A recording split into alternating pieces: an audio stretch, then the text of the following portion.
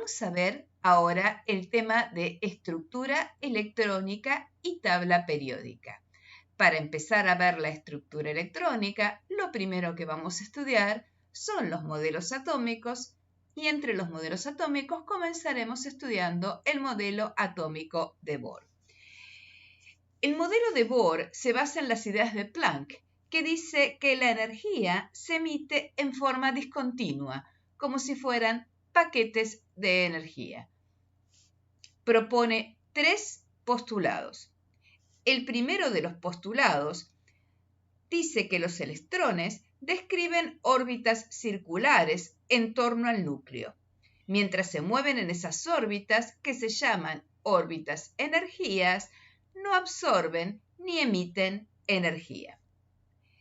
El segundo de los postulados dice que el electrón solo puede moverse en órbitas permitidas caracterizadas por su número cuántico principal. Este número cuántico puede tomar valores de 1, 2, 3, etc. Imaginemos como si cada órbita fueran los peldaños de una escalera. Yo puedo estar en el primer peldaño, en el segundo o en el tercero, pero no puedo ubicarme en el medio de esos peldaños. El tercero de los postulados propone que el electrón solo gana o pierde energía cuando salta de una órbita a la otra. Cuando recibe energía, pasa a una órbita más alejada del núcleo, ¿sí? De la órbita 2 a la órbita 3. Cuando ese estímulo desaparece, pierde energía, cae a su órbita permitida y emite ese exceso de energía en forma de un fotón luminoso. Esto queda reflejado en lo que se denominan los espectros de líneas de los átomos. A pesar del éxito del modelo de Bohr, esto no pudo explicar espectros de otros átomos que no fueran el hidrógeno. El siglo XX llega lleno de descubrimientos y entre ellos el comportamiento onda-partícula que establece la naturaleza dual de los electrones. Este descubrimiento barre con los fundamentos de la física clásica. La dualidad onda-partícula niega la posibilidad de conocer al mismo tiempo la velocidad y la posición del electrón, tal como lo plantea el principio de incertidumbre de Heisenberg. Se reemplaza la idea de órbitas por el concepto de orbital como una región alrededor del núcleo con altas probabilidades de encontrar un electrón. Schrödinger plantea una ecuación para este modelo denominada función de onda y su resolución brinda información respecto de las probabilidades de encontrar el electrón. De esta ecuación surgen una serie de números llamados los números cuánticos, que nos permiten describir a un orbital atómico a través de su energía, como lo hace el número cuántico principal, de su forma, como lo hace el número cuántico secundario o azimutal, ¿sí? La forma de un orbital puede ser S, P, D o F, de su orientación, como lo hace el número cuántico magnético, y de su movimiento alrededor de su propio eje, como lo hace el número cuántico spin.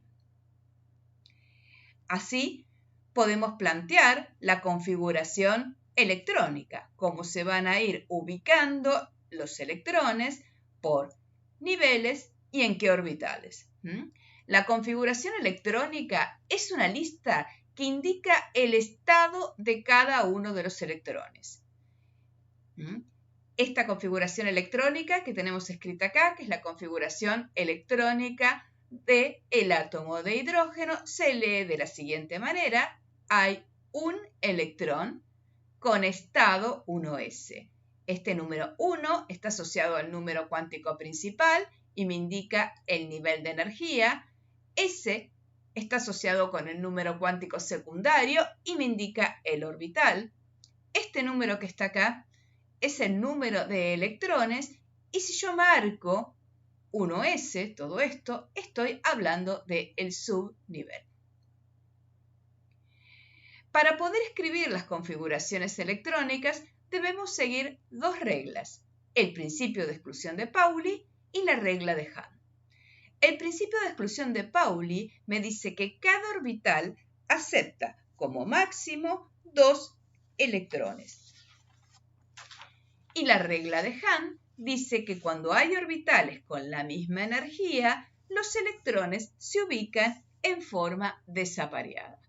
Vamos a ver cómo es esto, ¿sí? Acá estoy ubicando, tal como dice el principio de exclusión de Pauli, 2 electrones como máximo por orbital. Hay 2 electrones en el orbital S, 2 electrones acá nuevamente en el orbital S.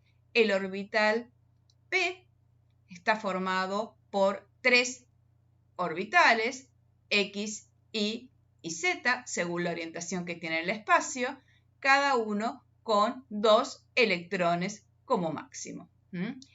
Estos electrones que estoy viendo acá son todos electrones apareados, mientras que en este caso lo que estoy teniendo son electrones desapareados. Vamos a ver ejemplos de esto en esta diapositiva. Fíjense, en este caso, en el estado 1s ubico 2 electrones apareados. En el estado 2s ubico 2 electrones apareados. En el caso del boro tengo que ubicar 5 electrones, o sea que solo me queda por ubicar un electrón.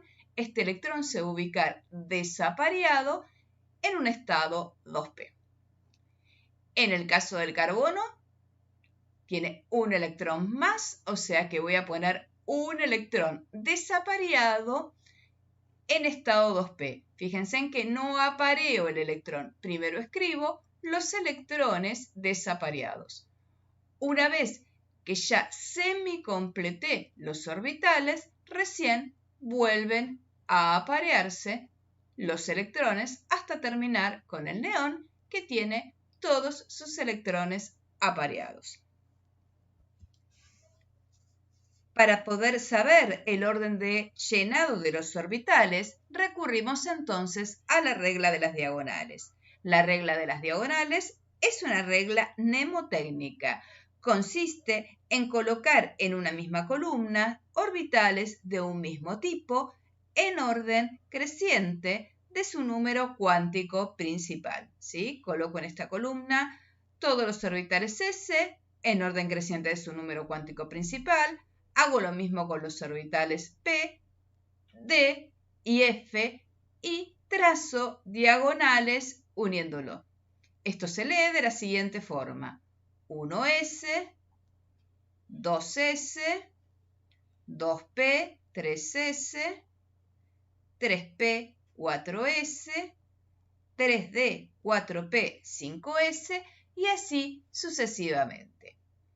Por ejemplo, entonces, la configuración electrónica del litio, que tiene un Z3, será 2 electrones con estado 1s y un electrón con estado 2s.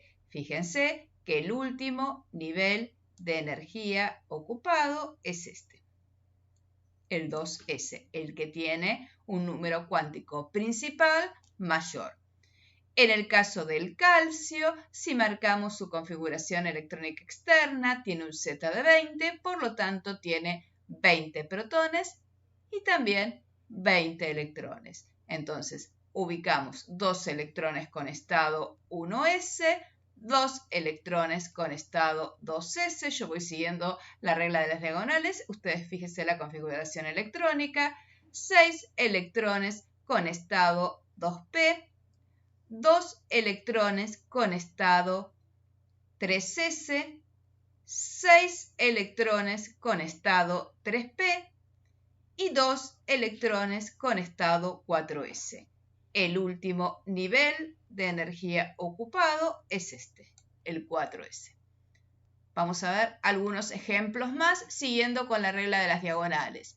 La configuración electrónica para el fósforo será 2 electrones con estado 1s, 2 electrones con estado 2s, 6 electrones con estado 2p, 2 electrones con estado 3s y 3 electrones con estado 3p. Fíjense que el último nivel de energía ocupados es el 3 y esta es la cantidad de electrones que hay en el último nivel. El berilio, que tiene un Z de 4, tendrá una configuración electrónica de 2 electrones con estado 1s y 2 electrones con estado 2s, siendo estos sus electrones externos. Si miramos en elementos de transición, como el hierro, tengo 2 electrones con estado 1s, 2 electrones con estado 2s, 6 electrones con estado 2p, 2 electrones con estado 3s, 6 electrones con estado 3p, y si se fijan, como su Z es de mayor de 20, la energía orbital del 4s es menor, por lo tanto comienza a ocuparse el 4s con 2 electrones y luego se ubica el 3d con 6 electrones. El mismo caso pasa en el estado del zinc. Comienza en la configuración electrónica, del zinc.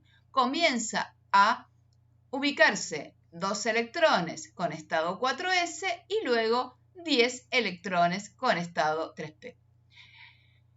Y acá aparece, siguiendo la regla de las diagonales, la configuración electrónica de un elemento de transición interna como lo es el lantano. Ahora, la regla de las diagonales, fíjense en que si yo acá marcara, perdón que me olvidaba, el último nivel de energía ocupado es este.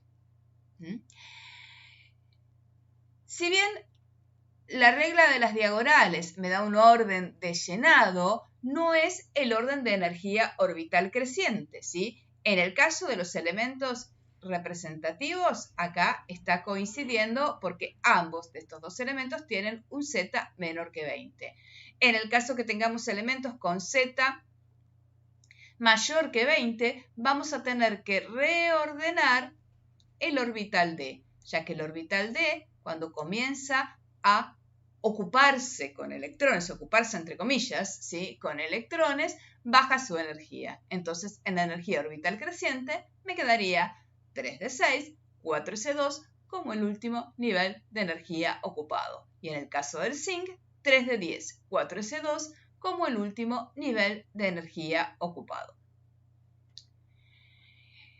Si yo marco la configuración electrónica del último nivel de energía, lo que estoy marcando es la configuración electrónica externa. Estos electrones, que son los más externos, son los electrones que están involucrados en las uniones. Cada elemento difiere del que le sigue en la tabla periódica por un protón y por lo tanto también por un electrón. Ese electrón se lo conoce con el nombre de electrón diferencial. Fíjense que lo que habíamos planteado en el ítem anterior sobre las configuraciones electrónica externa coincide con lo que veníamos hablando. De acuerdo a esto, yo puedo dividir a la tabla periódica en 4 bloques.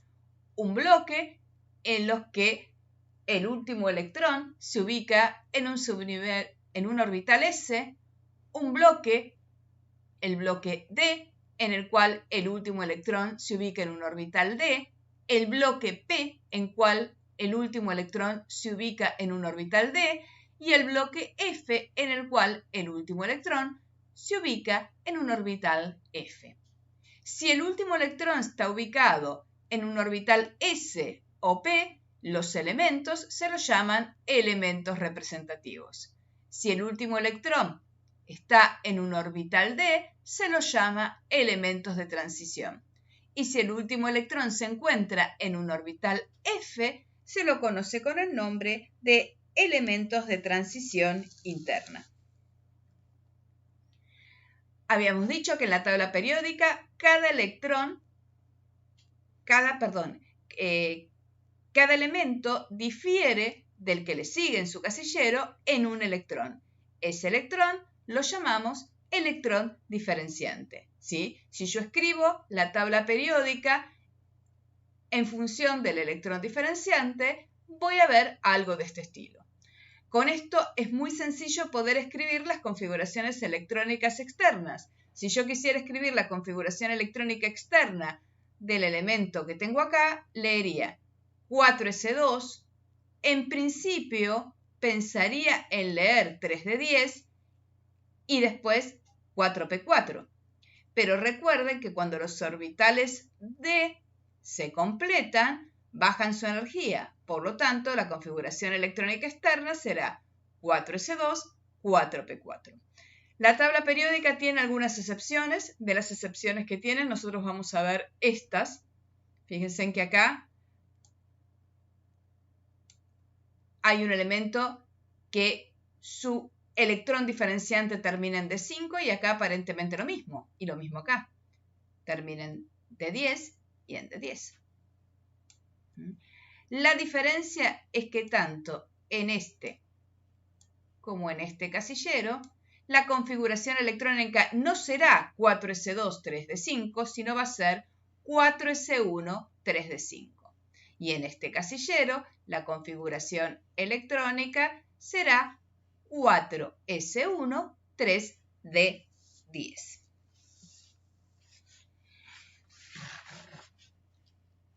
Bueno, ahora sí vamos plenamente a la tabla periódica y a estudiar bien las propiedades y la tabla en sí. En la tabla periódica los elementos se encuentran ordenados de acuerdo a su zeta creciente. Pueden distinguirse 18 grupos numerados del 1 al 18 y 7 filas que las llamamos períodos. Vamos a ver entonces la configuración electrónica externa de los grupos representativos de la tabla periódica. Recuerden que los grupos representativos son aquellos en el cual su último electrón se ubica en un orbital S o en un orbital P. Los grupos representativos, escribimos una configuración electrónica genérica donde N me indica el nivel de energía. El primer grupo se lo llama los metales alcalinos con una configuración electrónica externa de NS1 y comienza en el nivel 2. El grupo 2 son los metales alcalinos térreos, también comienza en el nivel 2 con una configuración electrónica externa de NS2. El grupo 13 es el grupo del boro, comienza en el nivel 2 con una configuración electrónica externa de 2 electrones con estado NS y un electrón con estado NP. El grupo 14 es el grupo del carbono, comienza en periodo 2 con 2 electrones con estado NS y 2 electrones con estado NP. El grupo 15 es el grupo del nitrógeno, comienza en periodo 2 con 2 electrones en estado NS y 3 electrones en estado NP. El grupo 16 son los calcógenos, comienza en periodo 2 con 2 electrones en estado NS y 4 electrones en estado NP. El grupo 17 son los halógenos con 2 electrones en estado NS y 2 electrones con estado NP y también comienza en el periodo 2. Y el último de los grupos son los gases nobles con 2 electrones con estado NS y 6 electrones con estado NP. Comienzan en el periodo 1 con una excepción que es el helio, cuya configuración electrónica es 1s2. Recuerden que en el grupo 1 el hidrógeno no forma parte de los metales alcalinos. Otra clasificación que podemos hacer de los elementos de la tabla periódica es en metales. La mayoría de los elementos, según sus propiedades, son metales. No metales, ¿sí? Acá tenemos al hidrógeno y el resto de los no metales.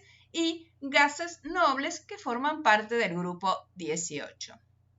Algunas de las características de los metales y los no metales son las siguientes. Los metales son la mayoría sólidos, con excepción del mercurio y el cesio y el galio, dependiendo de la temperatura. Son sólidos, dúctiles y maleables, son buenos conductores del calor y la electricidad, brillan y tienen aspecto trozo y reaccionan por lo general con los ácidos. Los no metales, algunos son gases, otros sólidos, frágiles y otros líquidos, como en el caso del bromo, son pobres conductores del calor y la electricidad, no tienen brillo y pueden presentar diferentes colores. Estas son algunas de las generalidades de las propiedades de los metales, obviamente que existen algunas excepciones. Vamos a ver las propiedades periódicas. Las propiedades periódicas son una serie de propiedades que están relacionadas con la configuración electrónica externa. Estas propiedades se repiten periódicamente cuando los elementos se organizan en orden creciente de su número atómico. Esto es lo que llamamos la ley periódica. Una de las primeras propiedades que vamos a empezar a estudiar es el radio atómico.